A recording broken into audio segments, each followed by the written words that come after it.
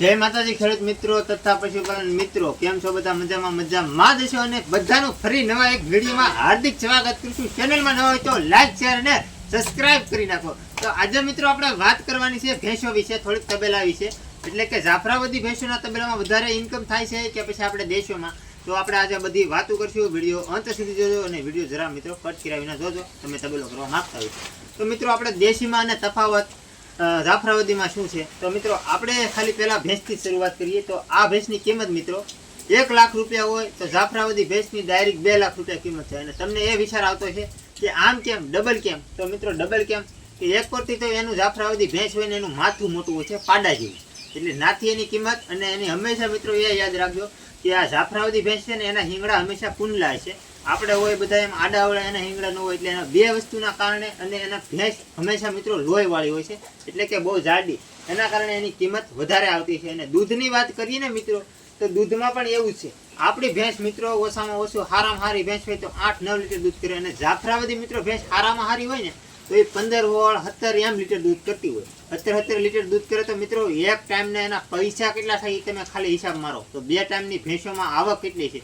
તો મિત્રો તમે હંમેશા મોટા તબેલા હોય ને કારક વિઝિટ કરજો. વિઝિટ કરવાનું કારણ એ છે કે તમને મિત્રો રિયલી ખબર પડી જશે કે વધારે પૈસા હેમાં મળે છે, દેશીમાં કે પછી જાફરાબાદીમાં. અને તમને તો મિત્રો ખોટું લાગતું તો વિઝિટ કરજો. જાફરાબાદી ભેંસનો તબેલો હોય ને તમે એને પાસે ખાલી પૂછજો, તમને એ કહેશે કે એટલું દૂધ હોય. અને મિત્રો એવી જ રીતે આપણે પાડીની વાતો કરીએ તો જો આપણે આ 2 પાડી છે ને જાફરાબાદી, આપણે આ 2 પાડી વેચીને તારે એક જાફરાબાદી પાડી આવે છે.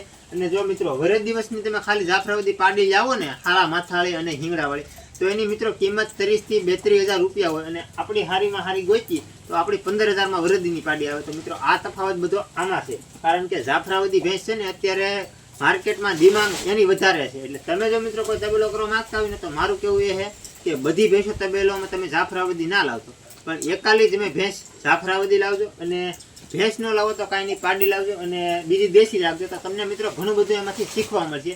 એ શીખવા એવી રીતે મળશે કે તમને જ પોતે ખબર પડશે કે જાફરાબાદી ભેંસમાં વધારે પૈસા મળે કે પછી દેશી ભેંસમાં, દૂધમાં, પછી નીરવમાં. પછી એને તમે વેચશો ને ત્યારે તમને એટલે ઘણું બધું નોલેજ તમને મળશે ભેંસોમાંથી, કારણ કે દેશીમાં વધારે આ ઇન્કમ છે કે જાફરાબાદીમાં. તો આવું બધું મિત્રો તમને શીખવા મળશે. એટલે તમે જો કોઈ તબેલો કરવા માગતા હોય તો હંમેશા મિત્રો શરૂઆત નાનેથી કરજો, કેમ કે બહુ મોટી ભેંસોની બસ ના વળતા. કારક એવું હોય મિત્રો આ ભેંસોમાં પણ રોગ આવે છે, અને એ રોગકારક મિત્રો ખતરનાક આવી ગયો હોય તો આપણા પશુ ટપ કરતા બધા ટપકવા મળે છે, એટલે પશુમાં નુકસાન પણ આવે છે. એટલે હંમેશા મિત્રો શરૂઆત તમારે ધીરે ધીરે કરવાની. અને ઘણા મિત્રો અત્યારે એવી ભૂલો કરે છે કે પાડીઓના તબેલા કરી નાખે છે, તો 7-8 પાડીઓ લઈ લે છે. તો મિત્રો કોઈ એવી મોટી ભૂલ ના કરતા, બિલકુલ. હું તો એમ કહું છું પાડી તો ભૂલમાં ના લેતા. તમે નવો તબેલાની શરૂઆત કરો ને તો, કારણ કે તમે મિત્રો 7-8 પાડી લાવશો તો તમને એમાંથી રોજ તમારો એનો નીરાવ તમારે વેચતો લાવીને ખવડાવશો, તમારી દાડી ગણશો, તો તમારા મિત્રો તબેલામાં કોઈ દિવસ પૈસા નહીં મળે અને તમારા તબેલામાં મિત્રો નુકસાન જશે. અને નુકસાન જવાનું કારણ જ એ છે કે તમારા મિત્રો પાડીમાં કોઈ દિવસ આવક ન આવે અને 2-3 વર્ષ એને હાંસવો તારા તમારી પાડી વિયાય. અને એ કોઈ ગેરંટી તો નથી મિત્રો કે વિયાય અને એમાં કોઈ જાતનો પ્રોબ્લેમ પણ આવે. મિત્રો અમુક પાડીમાં આસળમાં પ્રોબ્લેમ હોય, આવું ત્યાં ઠીકનું, એટલે ઘણું બધું મિત્રો પ્રોબ્લેમ પણ હોય છે પાડીમાં. એટલે પાડીનો તબેલો ના કરતા હંમેશા તમે શરૂઆત કરો ને તો એકાલી ભેંસથી કરો. મારું કેવું છે કે તમે મિત્રો જો એક ભેંસ લાવો પછી 60,000 રૂપિયાની દૂધની, તો એક ભેંસ લાવ્યો હોય તો મિત્રો એને તમારે રોજની આવક ચાલુ થઈ જાય. અને તમારે 4-5 લીટર જેટલું એક ભેંસ દૂધ કરતી હોય તો તમારે 200-250 રૂપિયાનું એક ટાઈમનું દૂધ થતું હોય. તો એક ભેંસની જગ્યાએ તમારે 2 ટાઈમનું આપણે ગણીએ તો 500 રૂપિયાનું દૂધ થતું હોય. તો એ 500 રૂપિયામાં મિત્રો તમારા ઘરની જમીન ના હોય, અને જો તમારે જમીન ન હોય અને વ્યસ્ત નિરાવળ થાય તો તમારો ખાલી મિત્રો એ ગણો 200 રૂપિયાનું નિરાવણ નાખો, 100 રૂપિયાનું ખાંડ ગણી નાખો, 300 રૂપિયાનું તમારું રોકાણ ગણો, અને 200 રૂપિયા તમારી દાડી ગણો. અને પોદળા મિત્રો તમારા પછી ભેગા થાય પછી 4,000નો 5,000નો ફેરો પણ જાય. એટલે તમને પોદળામાં પણ મિત્રો દેશી ખાતરમાં પૈસા મળે. અને એ જ જગ્યાએ મિત્રો 2 ભેંસ હોય તો તમારા મિત્રો ડબલ કરી નાખો એટલે 400 રૂપિયા તમને દાડી મળી જાય. તો આવી રીતે મિત્રો હંમેશા તબેલાની શરૂઆત ધીમે ધીમે કરવાની. તાત્કાલિક કરશો તો તમને એમાં કાંઈ હળ નહીં ઉજે. જેમ તમને તબેલામાં મગજ ખૂટતો જાય અને જેવી જ રીતે તમને તબેલામાં મિત્રો એમ થાય કે હવે મને થોડીક ખબર પડવા મળી છે, એટલે મિત્રો તમે ધીમે ધીમે વધારો.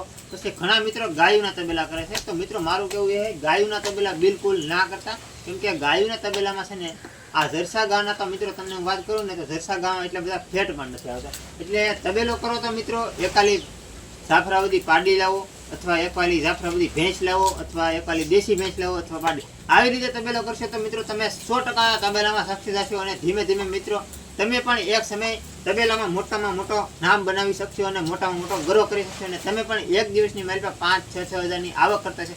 અને મિત્રો આ વાત તમને એમ લાગે ખોટીની મિત્રો તમે વિડીયોમાં જોતા હશો તો મોટા મોટા તબેલાવાળાને એક દિવસની કેટલી આવક છે તમે બધા સાંભળતા જ હશો. પણ આવીને મિત્રો કોઈ દિવસ આવી રીતે નથી હોય, પણ ધીમે ધીમે એને શરૂઆત કરીએ છીએ એટલે પછી એને 1, 2, 3 આવી રીતે એને પારું તબેલો વધારતા જાવ અને ધીમે ધીમે પૈસા વધતા હોય. એટલે તાત્કાલિક તો મિત્રો કોઈ એવી વસ્તુ છે નહીં કે તાત્કાલિક તમે આજ રાતે સાંજે કરો ને મિત્રો હવારસન કરોડપતિ બનો, એવું તો કોઈ મિત્રો વિદ્યા છે નહીં. એટલે ધીમે ધીમે મિત્રો સફળતા મળે એટલે મહેનત ચાલુ રાખવી પડે અને ધીમે ધીમે તમે પછી એનું કરતા રહો. 1, 2, 3 આવી રીતે તમને પણ એક સમય આવક આવશે. એટલે મિત્રો બીરાવ બધું તમને હાલ હોય છે મિત્રો કે અમારા પશુને કોઈ જાતની બીમારી છે, તમે મિત્રો 2-3 વર્ષ કરશો એટલે તમને મિત્રો સફળતા મળશે. તમે મિત્રો વર્ષ દિવસની મારી પાસે એમ જોતા હશો કે મને સફળતા મળે, તો મિત્રો 5 મહિનામાં 6 મહિનામાં વર્ષ દિવસમાં ન મળે. પછી તમારો મગજનો ટેલેન્ટ પ્રમાણે હોય મિત્રો, પછી તમને 5 મહિનામાં મળવા મળે, 6 મહિનામાં મળવા મળે ને અમુકને મિત્રો 2 વર્ષે લાગે. પછી આમાં તમે હિંમત આ રીતે મેકી જો તો આમાં તમે કોઈ દિવસ સફળતા ન થાવ. એટલે તમારા મિત્રો હિંમત તો આમાં ભૂલમાં તબેલામાં હારવાની નહીં. ધીમે ધીમે તમારે શરૂઆત કર્યા પછી ધીમે ધીમે ચાલુ રાખવાનું. મિત્રો આમાં અમુક માણસો તમને વાતો કરતા હોય તબેલામાં સીધા બેઠા પડશે અને આવું બધા વાતો કરે, પણ મિત્રો એની વાતોમાં આપણે ધ્યાન નહીં દેવાનું, આપણે આપણા ધંધામાં ધ્યાન દેવાનું મિત્રો. તો બસ આજનો વિડીયો મિત્રો અહીંયા સુધી જતો. મેં કીધું થોડોક મિત્રોને નોલેજ આપી દો તબેલા વિશે. કોઈ મિત્રો નવા તબેલા કરવા માંગતા હોય તો પાડ્યુંના કારણે મેં કીધું કરતા હોય. અમુક વિડીયો મિત્રો એવા બનાવ્યા હોય છે, મને ખબર છે યુટ્યુબમાં કે પાડ્યું લાવો અને પાડ્યુંમાં લાખો રૂપિયા કામો. તો મિત્રો પાડ્યુંમાં કોઈ દિવસ લાખો રૂપિયા ન મળે. તો મળીશું મિત્રો કોઈ નવા વિડીયો સાથે. બધાને જય માતાજી, બાય બાય.